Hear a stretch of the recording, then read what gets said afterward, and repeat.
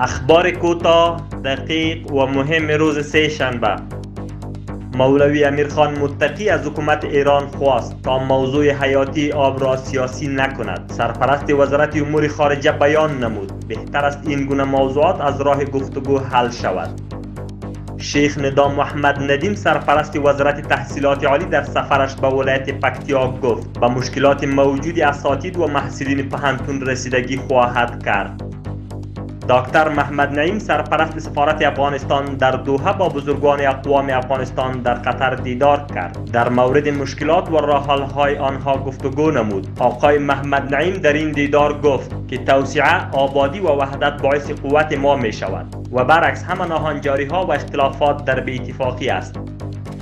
قاری فصیح الدین فطرت لوی درستیز قوای مسلح در هفتمین سال یادبود شهید ملا اختر محمد منصور گفت کارنامه‌های شهید ملا اختر محمد منصور در راستای متحد نگه داشتن صفوف امارت اسلامی، جلوگیری از جنگ‌های داخلی و سرکوب داعش بی سابقه و فراموش ناشدنی است.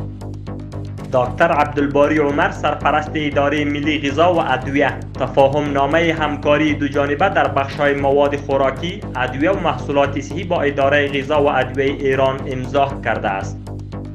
مجله تحت نام بدری از سوی مسئولان حوزه دهم امنیتی شهر کابل به هدف حفظ و انتقال شجاعت نیروهای امارت اسلامی از زمان جهاد به نسل‌های آینده رونمایی و آغاز به فعالیت کرد.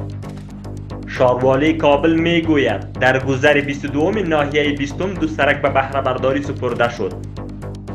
ریاست حوادث طبیعی پکتیکا می گوید در ولسوالی گیان 50 خانه به ارزش 10.8 میلیون افغانی ساخته و به زلزله زدگان تسلیم داده شد.